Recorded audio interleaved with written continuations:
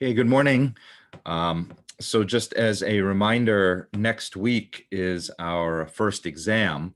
So the exam is broken into two parts. There is a multiple choice part that you will take on Wednesday at the normal lecture time. And then there is a free response part that you will take in your recitation section, either Thursday or Friday when your recitation section is, and you will do that with your TI proctoring. I will go into more details about the exam on Monday, because Monday we will go ahead and review the material for the exam. But I wanted to mention that as a reminder today, because I don't want you to be confused that the exam is actually on 2 different days. It's set up that way because I know many students like multiple choice and hate free response. Many students hate multiple choice and prefer free response. And so I've designed it this way with our online format so that you can actually have a chance to perform really well based upon your strengths. So Wednesday's multiple choice taken on La Lima during lecture time. That's when the whole class takes it at the same time. And then the free response part will be in your recitation sections. So be aware of that, because last semester when we did this, there were a couple students who got confused and they only took one part but not the other, right? And that creates a really big headache in terms of how to handle that. Okay, so let's go ahead and talk about the last bit of new material that you'll be responsible for the exam. And that has to do with after proteins are translated by the ribosome from reading the mRNA and having all the tRNAs bringing in all the amino acids, and those amino acids being linked together in the ribosome based upon the codon sequence of the mRNA that's being read. How does this growing polypeptide chain of amino acids coming out of the ribosome get properly prepared to function as a full-fledged protein? So I wanted to back up a little bit, because remember last lecture we ran out of time and there was one more slide that I wanted to show you that I thought was a super cool slide, and I still think it's a super cool slide, so we'll get to that. Because a couple of you were wondering, we were talking about how it's the tRNAs, these sort of clover leaf shaped small RNA molecules that are responsible for bringing individual amino acids into the big ribosome factory, where the mRNA is being read by the ribosome and the individual triplet codons of nucleotides in the mRNA are being interpreted, right, as being what the next amino acid should be in the big chain of polypeptides that the ribosome is putting together by reading the mRNA. So we talked about the fact that it's these individual tRNA molecules that are bringing these amino acids in, and if the anticodon part of the tRNA properly matches with the next triplet codon in the mRNA that's going through the ribosome as the ribosome scanning along, then that amino acid that the tRNA is carrying gets linked, right, as part of the big chain of amino acids that was put together by all the other tRNAs that went through the ribosome before it. So this slide here, this is not the one that we did not get to. We looked at this slide last time, but in order to get everybody's mind sort of back on the same page here, let's review this. So there's a little extra info on here as well. So here's the tRNA. And remember, the two important ends of the tRNA are the bottom part, which contains these three bases here that represent the anticodon, right? And these anticodon bases are important because this is what actually kind of contacts the mRNA that's going through the ribosome, and this is how it actually scans the mRNA to see if the next 3 bases in the mRNA, right, is what this anticodon matches up with. Oops, sorry. So here on the left, this would be, for example, in the mRNA that would be sort of being scanned along the bottom here. If this were all taking place inside a ribosome, you would have maybe this set of bases this set of codons. Remember, we have a redundant triplicate code, so all 4 of these, right, all of them start with a G and a C, but the last or the third position here could be a U, C, A, or a G. Right? Those all code for alanine as the next amino acid that should be linked up in the growing polypeptide chain. So this tRNA anticodon matches up with that, right? The first 2 bases, the C and the G, you can see would match up with the G and the C, right? Because that's the nice Watson and Crick base pairing going across. But remember, the third position of the anticodon is the wobble position. Because it's kind of angled away, it's at a funny skewed angle in relation to lining up with the third position here. And that's how we get away with it, right? That's why this third position in this case could be any 4 of the bases, and this wobble position would still be able to read it. The other end of this particular tRNA, which is an amino acyl tRNA or an alanyl tRNA, because it's going to carry an alanine on this end, right? And so here's the alanine that's going to be put on the end of the 3' end of this tRNA. Remember last time I warned you about not getting misled by the scale of sizes that these cartoons draw things, right? Because when this alanine is attached, it looks like this humongous ball on the end of this tRNA, when in reality, I told you last time, think about the fact that the base right here, right, this adenosine right here, is itself made up of C's and O's and N's and H's and a big phosphate group, right? So if you were to actually draw the alanine nucleotide, this purple A, which is on the very end here, you know, with the same sized letters as you draw the alanine amino acid that's attached to it, right, you get a better sense that in reality, the amino acid is pretty tiny compared to the bases that it's attached to, right, if this is the size of the adenine base.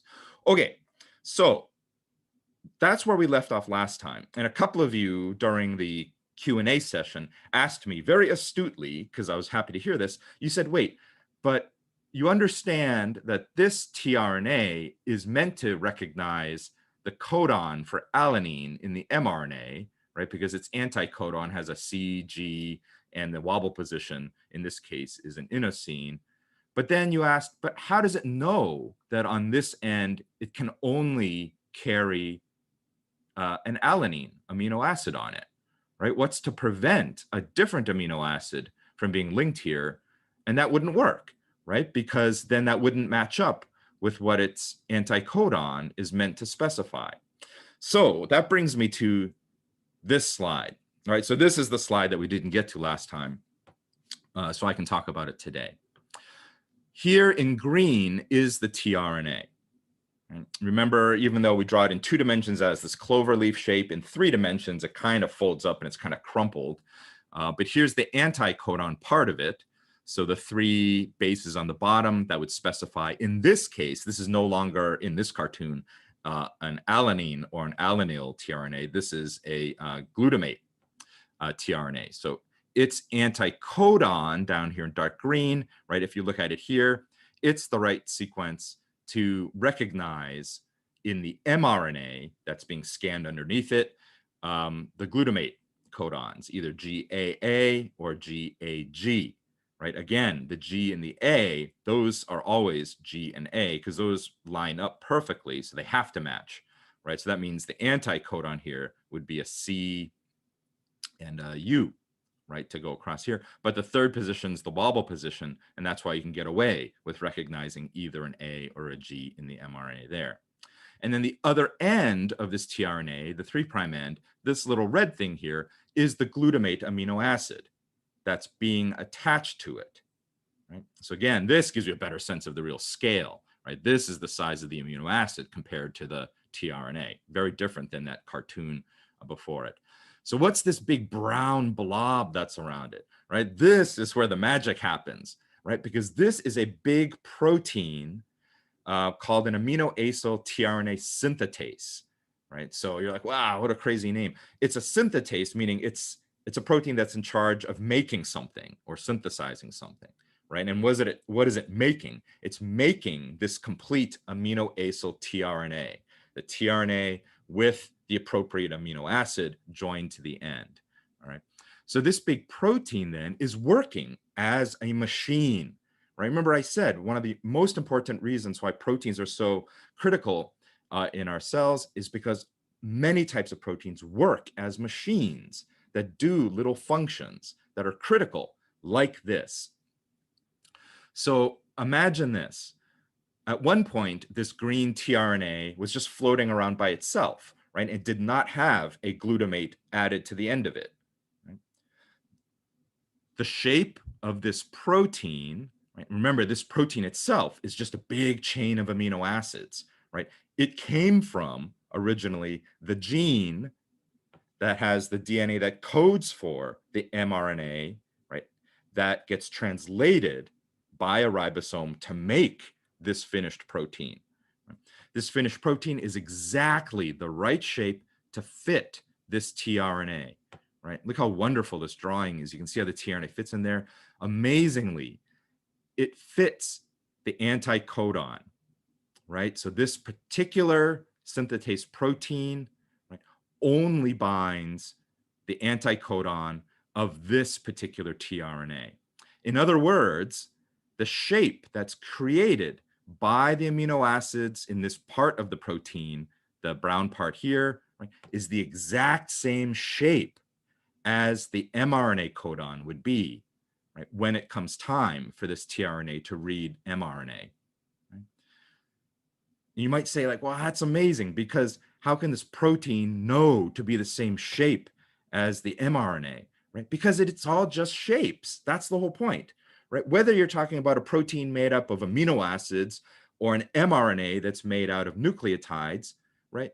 Those individual building blocks of a nucleotide or an amino acid, it's all carbons, hydrogens, nitrogens, oxygens anyhow, right? So there's no real crazy kind of like, oh, this thing, because it's made up of amino acids, right, cannot be the same shape as a stretch of mRNA made up of nucleotides.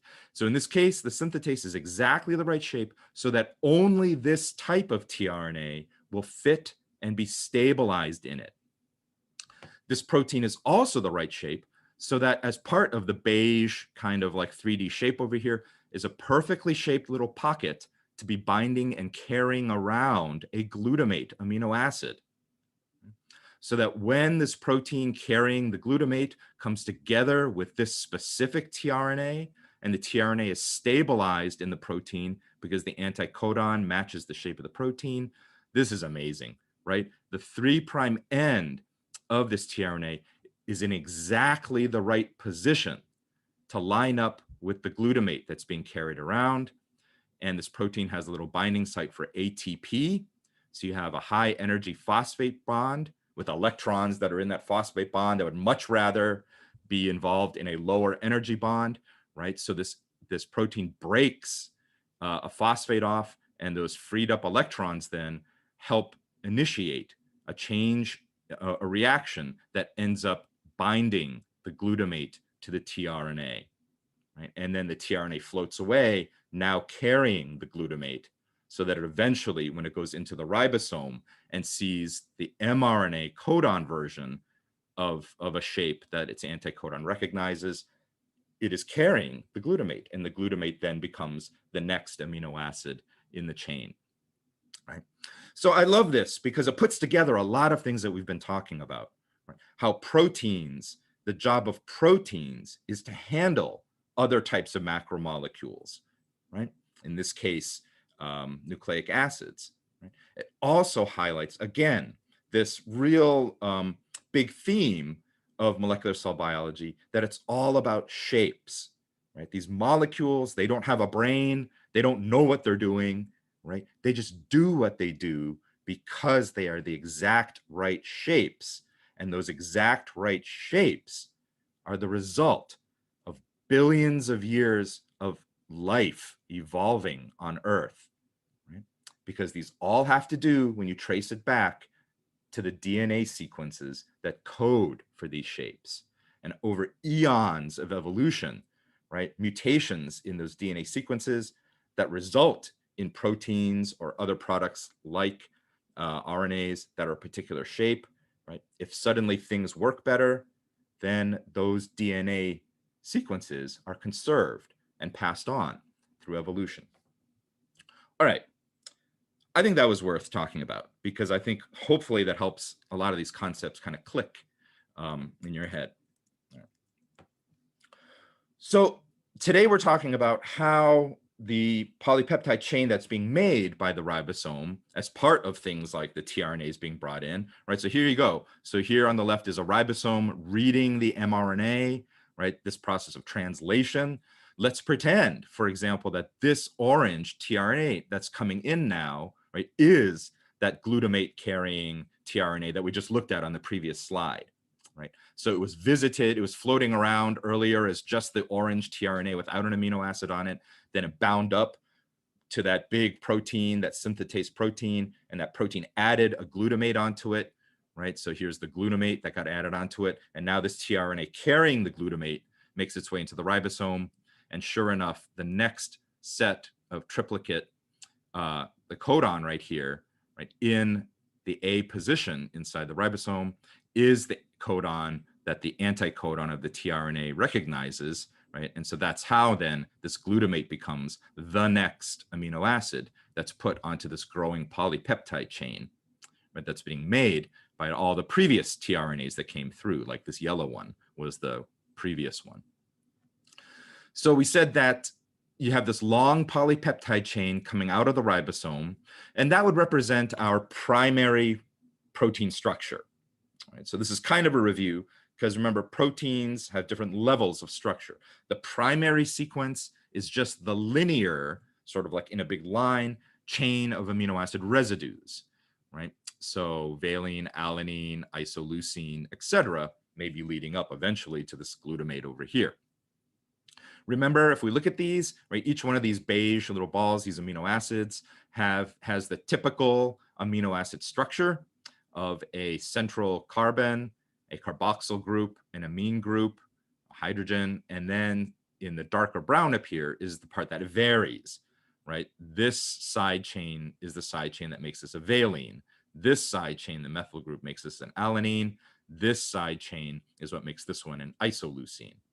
Right? And recall that they are bound together by peptide bonds that are formed between the amine group of one and the carboxyl group of the other, right? And in this reaction, you can see where the two hydrogens and the oxygen come from to make that one molecule of water that then is, released.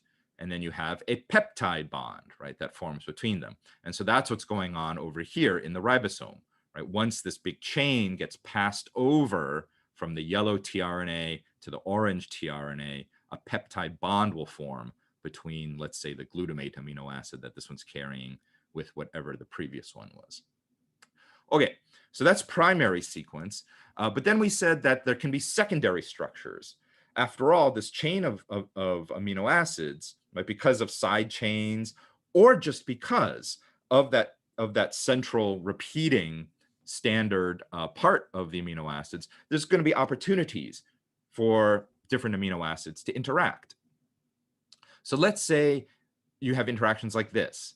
On the left is one part of the chain coming down, right? And then on the right, it's part of the same chain, but then it's looped around and it's coming back up again. Each one of these, you can tell, is meant to be an amino acid. You have a carboxyl group, or let's say you have an amine group here, the central carbon, and then the carboxyl group, right? In this case, this illustration doesn't bother showing any R groups sticking off of this, because what it's illustrating is that even if you didn't have any R groups, you would still have these oxygens and hydrogens as part of the standard central part of the amino acid, right? So you're going to have some hydrogen bonding, or I should say just bonds that take place between the hydrogens maybe on one part of the chain and oxygens on the other part, right? So that's what these dotted lines would be, right? So you might get these types of almost like zigzagging structures that form because the chain can just interact based upon these oxygen and hydrogen interactions, right, as the chain sort of loops around and passes close to each other. Then you have hydrogen bonds that might encourage more of a spiral type of structure, right? Hydrogen bonds represented in the red dotted lines here. Again, what we're saying is this has nothing to do with R groups, right? So no R groups are shown here. This is just by having the polypeptide backbone, right? The standard central structure of the amino acids, there are opportunities for these types of structures to form as well. And then you have structures that, might not really fit a zigzag pattern or spiral pattern that are more irregular, right? But are still influenced by just the polypeptide chain itself of the amino acids, right? So these are structures here that you would find in a complete tertiary, right, or fully folded version of the protein. So within it, you can see features that look like sort of zigzagging, right? So this part of the polypeptide chain just kind of zigzags. This one is sort of spirals. This one has more of an irregular shape. And consider that on top of all of this, right, would be the interactions of all the R group side chains sticking out of these amino acids, right, that really then help drive how this thing would fold up. So from that, if we were to do a space filling model of this, maybe you get something like this, right, where again, you can still see these secondary structures represented in the ribbon diagram that just is concerned with where the polypeptide chain is going and what sort of secondary structures are just a function of it just being a polypeptide chain. But then once you consider all the additional electron orbitals of the R groups that are sticking off, right, whether it's the valine R group up here, the simple methyl R group of the alanine, or this chain of carbons in the isoleucine, right, the whole three-dimensional shape kind of begins to take form.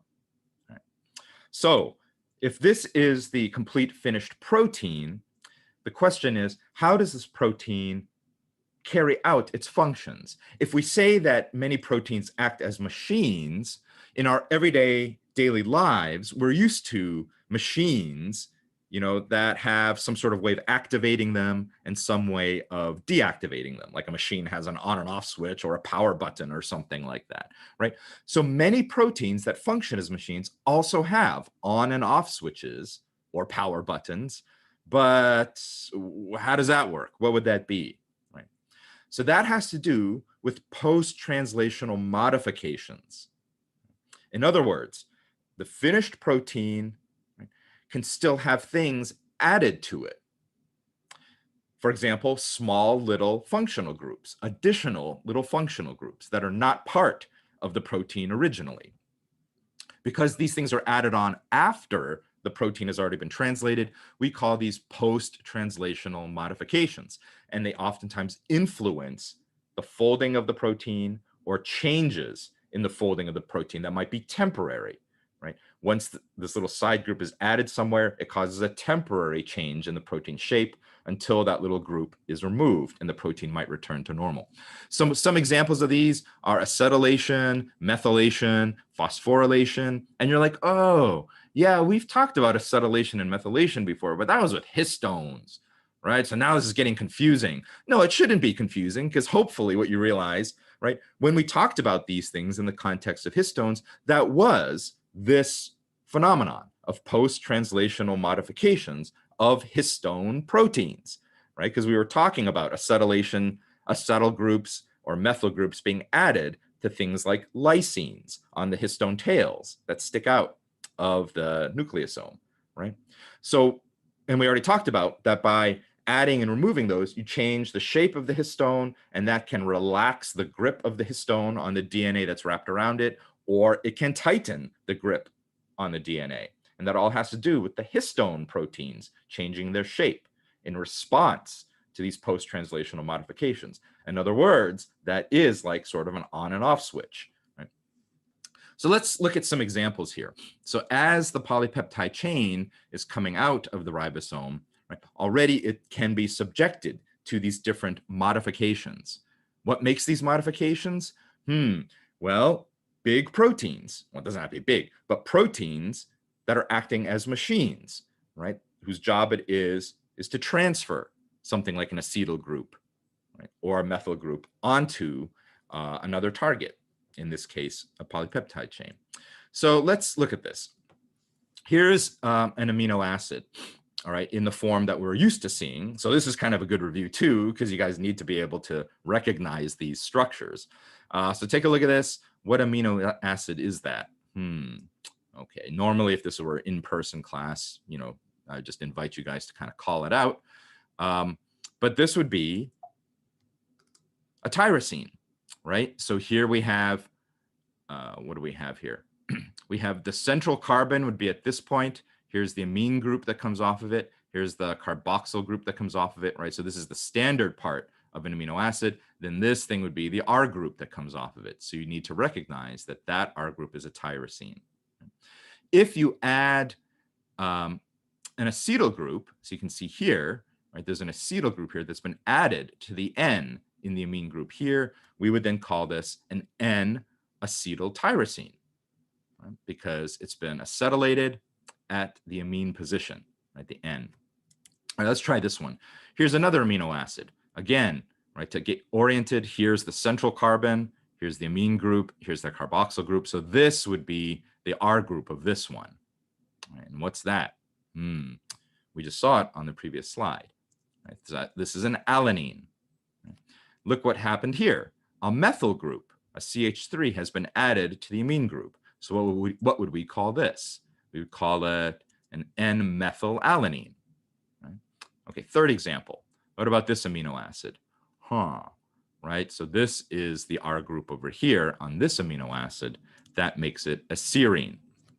In this case, look where the post-translational modification happened. Not on the amine group, but actually on the R group. So in this case, right, we just call this a phosphoserine. It's a serine that's been phosphorylated, right? And the implication is, because the name is just phosphoserine, that the phosphate modification was done on the R group. Okay, so think about this.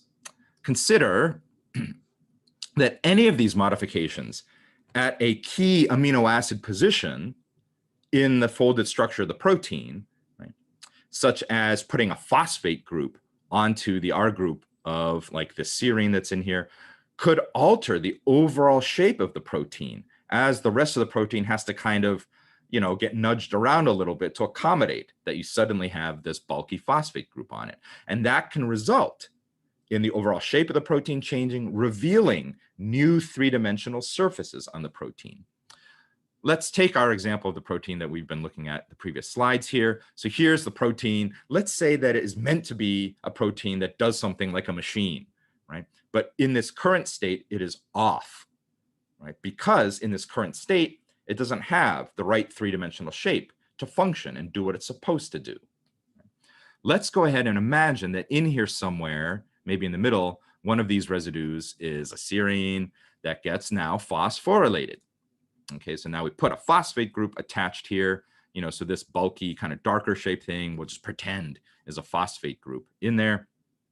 Look what happened to the shape of the overall protein, right? In order to accommodate this bulky kind of repulsive phosphate group in there, there's a shift in the protein structure. It's not super radical. It's not like night and day. It's subtle. But importantly, look what has happened. Because it shifted around, this three-dimensional cleft opened up on the bottom here that wasn't there before. And this may be now the exact right shape to bind something else. Maybe it's like, for example, when we looked at the synthetase acting on the tRNA, maybe this is an interaction surface that would be responsible for something like the tRNA being able to now be stabilized against this big protein so that the protein can now do something to it. Or this might be a surface where another protein now suddenly fits in very well. And prior to this surface being available, the other protein would just float by or would just bounce off, right? But because this protein is now activated through phosphorylation, right? If this protein floats and comes together with that other one, now they may fit together, right? And something may happen. Okay, so that's why post-translational modifications are very important. And this kind of has to do with our discussion of mutations too, because if, let's say, this is a serine at this particular spot that gets phosphorylated, that serine, of course, is specified as being a serine in the original DNA of the gene, right? That gets transcribed and edited to make the correct serine codon in the mRNA, so that a serine is the amino acid that's there in the finished protein. If there is a mutation, like let's say a missense mutation, so that instead of a serine at that position, something like an alanine ends up being there, right? Maybe phosphorylation wouldn't happen at this site, right? And therefore that mutation in the DNA might result in a defective protein that can no longer activate the way it's supposed to. And that might have subtle, or it might have very dire consequences on the functions of the cell, the functions of the tissue that that cell is part of, and the functions of the body that contain this, right? So that's why mutations are important to consider when we talk about things like disease. So getting back to this topic of protein folding then, the endoplasmic reticulum is this massive membrane structure inside of our cells that surrounds the nucleus, right? And the ER, or endoplasmic reticulum, is a big cavernous space in which many proteins finish being properly assembled and folded and post-translationally modified. A lot of times when our ribosomes in our cytoplasm are reading a big mRNA, remember you might have many ribosomes all in a line reading the same mRNA strand, right? A lot of times as translation is taking place and you start getting a little polypeptide chain coming out of the ribosome, that process is often halted so that the whole ribosome with this little piece of polypeptide chain sticking out of it is brought to the endoplasmic reticulum, and translation then, right, resumes. The polypeptide chain continues being made by the ribosome, but now it is being made into the ER space. And in that ER space are things like chaperone proteins that help then fold the polypeptide chain into the right shape. There are also those other types of proteins that might do post-translational modifications. So then the finished protein is assembled and properly labeled with different types of things that now it can function properly in the cell. So here is an illustration of the ER. We'll look at the ER in more depth later, but the ER is this big beige cavernous space. So it's a whole series of membranes, and it's actually contiguous or continuous inside. Think of it as like a big mountain with a whole network of caves networking through the mountain, right? If you took a cross section of that mountain, you would see it looking like this, right? And you wouldn't actually realize it's all one connected space of caves. What are these little red dots? These little red dots are ribosomes, ribosomes that have been brought to the surface of the ER because they've started translating an mRNA into a polypeptide chain, but they need to finish doing so so that the polypeptide chain ends up inside the ER. All right. So this concept of protein targeting and sorting then is very important, because once a protein is made, right, how does it actually go to the right place inside of the cell? I often bring this up. You know, it's easy for us to think that like all the molecules inside of the cell are just freely floating around and eventually they'll float to where they need to be. But, you know, it's kind of obvious that life cannot function that way, right? Because you have no control over what's happening. That means as proteins are being assembled and finished up, they have to be somehow transported somewhere, right? So two ways that these steps happen begin with just the translation process itself. As translation is finishing up and these things are coming out of the ribosome, oftentimes this involves the ER. So for those particular proteins that require certain types of packaging or post-translational modifications that take place in the ER, right, the ribosome has to come and finish translation in the ER. We call that co-translational import. The other situation would be certain proteins don't need to go through the ER. Just their particular amino acid sequence and what they're meant to be, it's perfectly fine if the ribosomes just finish translating them in the cytoplasm, and then these finished proteins in the cytoplasm can then be picked up by other proteins and moved somewhere else, right? We would call that post-translational import. In other words, they're being moved around after they've been kind of already translated in the cytoplasm. So here this is illustrated in this cartoon. I mean, this cartoon looks confusing, but it's really not. At the top, what we're saying is that you have a piece of mRNA, right? This is your edited mRNA that has started as a primary transcript that was transcribed from the gene, the DNA, and then certain parts of that transcript were edited out, like the introns were removed, the exons were kept, and now you have the finished mRNA that got moved out of the nucleus into the cytoplasm so that the ribosomes, the big blue things here, and the cytoplasm can start coming together on the mRNA and begin the process of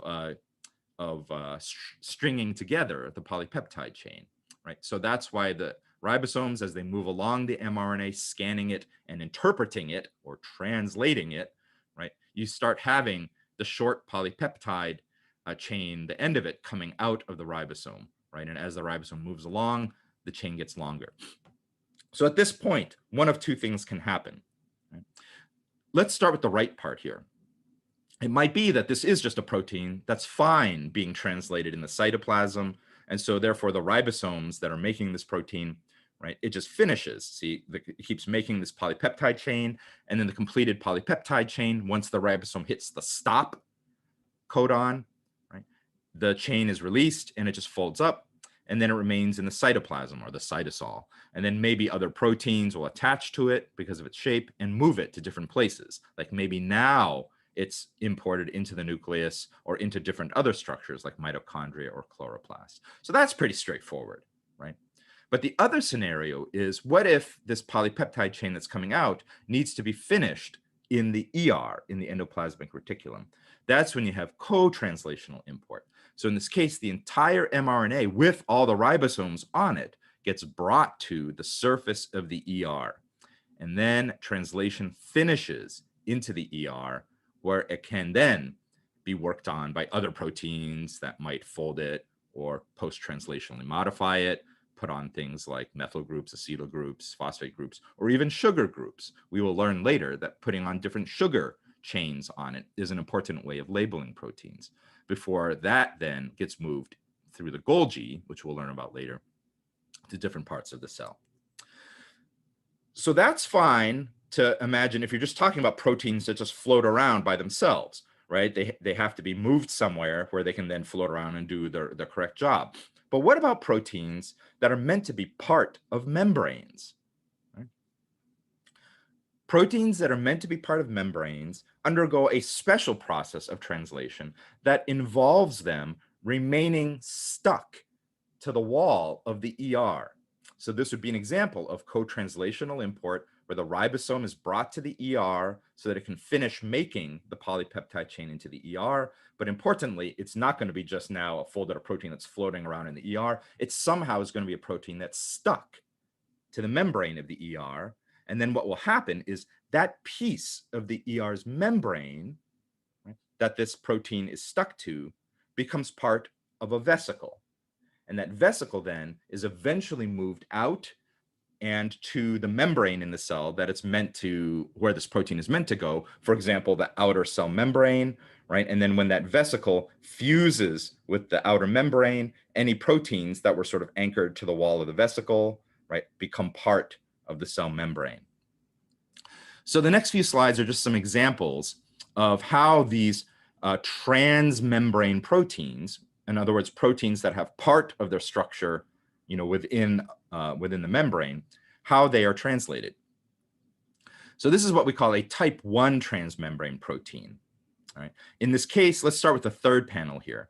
The resulting protein is going to have part of it, the carboxyl end of it, right? So this is the C-terminal end of a chain of amino acids, because the very last amino acid has its carboxyl group hanging off. There's no next amino acid linked to it, right? Part of it is hanging out outside in the cytoplasm here.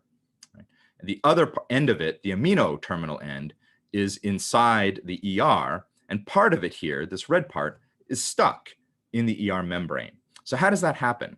So now let's back up to the first panel.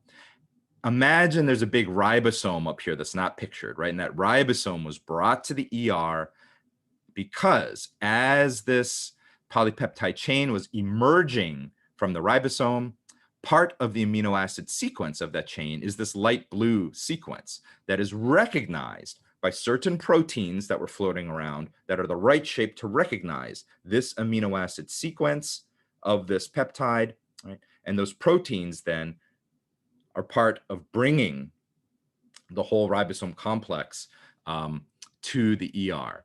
And this part of the peptide then gets stuck in the ER membrane. So in the ER membrane, this purple thing surrounding it is another protein that's the right shape to form kind of like a channel through the membrane, right? And this shape gets stuck in there. And then further down from that is another amino acid sequence that is what we call a stop transfer sequence. So by the time that gets shoved into the membrane, right, that gets stuck there now. And then the free amino terminal end of that polypeptide chain is now dangling inside, right? But the stop sequence gets it stuck in the membrane. So the ribosome finishes making the rest of the polypeptide chain on the outside, right? And so here's an example. Many types of receptors on the surfaces of cells are these type 1 transmembrane proteins. So here you see this blue shape is one continuous polypeptide chain of amino acids, but just like illustrated here, part of it ended up on the inside on one side of a membrane, the other part ended up on the outside, right? So if this were in the ER, like what the cartoon shows, eventually this little section of ER membrane that has this protein in it will end up being transported as part of a vesicle, right? It'll be the wall of a vesicle that then gets transported to maybe the outer cell membrane. And then when the two membranes fuse together, this protein ends up being on the outside of the cell, with one part of it sticking into the cytoplasm of the cell, the other part now sticking on the outside of the cell. And it might be that it is the right shape to pick up on small signaling molecules like small proteins that come floating by. Those might bind because they're the right shape to bind in here. That would cause this receptor protein to have to shift around a little bit, adjust its shape. So there'd be like a trickle or a ripple effect, right? It changes its shape all the way through its chain, and that would change the shape of the cytoplasmic part so that now other proteins that are inside of the cell suddenly are the right shape, or I should say the receptor is now the right shape to bind those proteins. Right? Type 2 transmembrane proteins, very similar to type 1, except you don't have that red stop sequence that gets stuck in here. So here you can see the peptide was being expressed. Here, the internal start transfer sequence was a little bit further into the polypeptide, not at the very end. So it ends up being stuck in there. But the whole rest of the polypeptide chain, you know, big ribosome sitting on top of this, it keeps translating it and it gets made into the cytoplasm, right? So this is another type of receptor, or it could function as another receptor, but it might be that, you know, in this case, maybe it's meant to signal in the other direction, right? From inside to out, you know. Really the only distinction between type 1 and type 2 receptors, because at the end of the day, it's just about shapes, right? You don't care if one end is really the amino terminal end versus the carboxyl end, right? Because at the end of the day, it's just all a chain of amino acids. So it's just about three-dimensional shapes. So the difference between type 1 and type 2 is just simply which side of the membrane, right, the amino or carboxyl group ended up with based upon the sequence of amino acids. Yeah, so that's what this says here, right? So type 1 versus type 2 is just which end ends up the one that's meant to be on one side versus the other. A very important other type of transmembrane protein are what we call multipass membrane proteins, right? Because it could be that the polypeptide chain that's coming out of the ribosome has multiple stop sequences in it. Not stop translation sequences, but start transfer sequences that end up getting stuck in the membrane of the ER, right? So as these multiple red regions end up getting stuck in there, you end up having the resulting polypeptide chain sort of zigzagging. Parts of it are on the outside, parts of it are on the inside, right? And if you have this complicated zigzagging thing, you can imagine once it's made, it's not going to be flat, right? It's not literally going to be a zigzag. What's going to happen? It's a protein, so it's going to form some sort of three-dimensional shape. And if it kind of curls around, this is how you form different types of passages or tunnels or channels through a membrane. So here's an example here, right? So the zigzagging polypeptide chain, it's meant to be in its finished protein form, some sort of a channel in a cell. You can see here it passes through multiple times. This whole thing is just one polypeptide chain though. And what this cartoon does is it highlights the yellow amino acids in this would be on the outside of the cell. Right? The red amino acids as part of this chain end up on the inside of the cell, and the blue ones end up right in the middle of the cell membrane. So let me ask you this. If you imagined that this is a polypeptide chain made up of, the 20 amino acids in a very specified order, some of those amino acids have bulky side chains, some of them have tiny ones, some of them have polar side chains, some of them are nonpolar, some of them are charged, and some of them are not charged, right? Lending to some of them being hydrophilic, some of them being hydrophobic. Once this protein is folded up, right, where would you tend to find the hydrophilic side chains? And where would you tend to find the hydrophobic side chains? Right?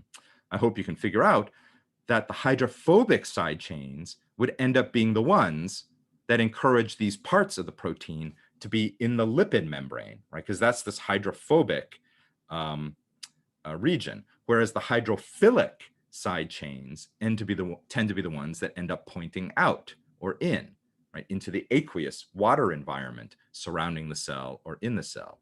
And again, consider, right, that this is all coded for by the gene that codes for this structure, right? So that you have the right amino acid sequence in the protein product, so that as the protein folds, it has these amphipathic behaviors, so that it will sit in the membrane and not float up and away, and it won't float down into the cell. It'll stay in the membrane as maybe a channel. Okay. So here's another example of post-translational processing. So you might say, okay, I get it, right? You can have small little groups added to different amino acid residues, and that would affect how the protein folds up, right? But post-translational modifications or processing can be even more dramatic, right? Because even though you finished making a big polypeptide chain from your RNA that was edited into an mRNA, right, and that was translated into your polypeptide chain here, there's nothing that says, right, that you can't later on cut big pieces of that polypeptide chain off as a way of sort of controlling the function of the protein. So insulin is a really good example of this. Right? It's a nice example because I think all of you at least have heard of insulin, and you're aware that insulin, in the context of diabetes, for example, insulin is a very important protein that controls cellular metabolism, and it controls our ability of our tissues in our cells to take up glucose and normally function. So insulin is a protein. The original peptide chain that's made from translating the insulin mRNA is this pre-pro-insulin peptide chain, and it's made up of these different colored parts here. All right, so again, here's the N-terminal end of this polypeptide chain. Here's the C-terminal end. So that's about 110 amino acids that it starts off with. Part of it, this pre-amino acid part, the pinkish part, gets cut off, and that then allows the rest of it to start folding up, and you start getting disulfide bridges forming. That's what these S's are, between what kind of residue most likely? Cysteines, right? Between cysteines that are at the right spot in the amino acid sequence, so they can form these disulfide bridges. And then this orange part, this pro-amino acid part, gets cut off entirely, leaving you with technically two short peptide chains that are actually held together pretty tightly by these disulfide bonds, and that is insulin. So the finished insulin molecule is down from 110 amino acids that it started with down to 51, right? And here it is. Here is the amino acid sequence, right, of the two chains. I think this is cool because insulin is small enough that you can actually see all the amino acids labeled here, of the chain A in light blue, the chain B in sort of the greenish blue, right? And you can see how they're held together by these disulfide bonds. Right? If you were to go ahead and put in the space filling model, this is what it looks like, right? So this is a functional insulin molecule, right? The molecule that's so important when we talk about things like cellular metabolism, and when things go wrong with the production of insulin, this is the cause of type 1 diabetes, right? So a good example of a pretty radical way of post-translationally processing a polypeptide chain to make the desired protein product. Okay, let's go ahead and stop there today.